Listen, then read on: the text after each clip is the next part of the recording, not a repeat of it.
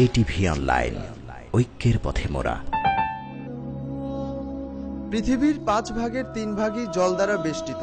রয়েছে আটলান্টিক মহাসাগর, প্রশান্ত মহাসাগর, লোহিত সাগরের মতো বেশ কিছু বিশালাকার জলাধার। তেমনই একটি সাগর হচ্ছে মৃত সাগর বা ডেড সি।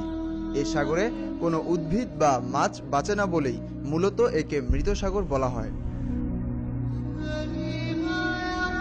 যদিও এর নাম সাগর, কিন্তু সত্যিকার অর্থে এটি একটি হ্রদ। এই ডেড সি বিশ্বের দ্বিতীয় সর্বোচ্চ লবণাক্ত পানির প্রাকৃতিক আধার। এর লবণাক্ততা শতকরা 30 ভাগ এবং এটি সমুদ্রের পানির চাইতে 8.6 গুণ বেশি লবণাক্ত।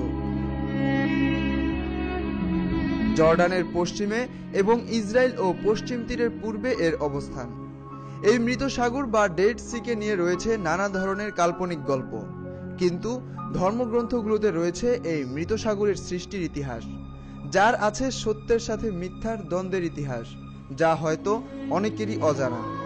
ইব্রাহিম আলাইহিসসালাম তার নিজ জন্মভূমি থেকে বিতাড়িত হয়ে অনুসারীদের নিয়ে জর্ডান নদীর পশ্চিম তীরে হেব্রনে বসতি স্থাপন করেন, আর নিজ ভাতিজা লূত আলাইহিসসালামকে সত্যের মশাল দিয়ে পাঠিয়ে দেন জর্ডান নদীর পূর্ব দিকে সাদুম জনপদে, যেখানে সমস্ত জনপদের মানুষ লিপ্ত ছিল বিভিন্ন পাপাচার আর সমকামিতায়, যা সৃষ্টিকর্তার সবচেয়ে অপছন্দনীয় একটি কাজ।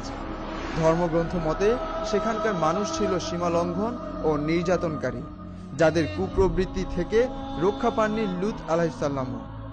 আর এই জঘন্যতম অপরাধ সমকামিতার শাস্তিস্বরূপ সৃষ্টিকর্তা মালায়েক পাঠালেন সমস্ত জনপদ বিলীন করে দেওয়ার জন্য। সৃষ্টিকর্তার হুকুমে মালায়েকগণ সমস্ত জনপদটিকে উল্টিয়ে দিলেন। সাথে সাথে সৃষ্টি হয়ে গেল বিশালাকার হ্রদ, আর আকাশ থেকে প্রবল বৃষ্টি ও পাথর বর্ষণে পানিতে পূর্ণ হয়ে গেল বিশালাকার এই হ্রদ।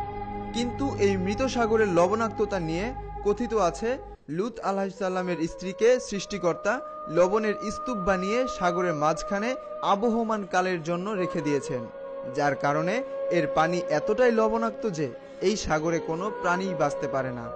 সৃষ্টিকর্তার হুকুম প্রত্যাখ্যান করার কারণেই এই নির্মম পরিণতি ঘটেছে এই সাদুমবাসীদের বলে উল্লেখ আছে ধর্মগ্রন্থগুলোতে। সৃষ্টিকর্তার হুকুম প্রত্যাখ্যান করার এই নিদর্শন বহন করছে হাজার বছর আগে ও ভবিষ্যতে সৃষ্টিকর্তার হুকুম অমান্যের শাস্তি অনিবার্য।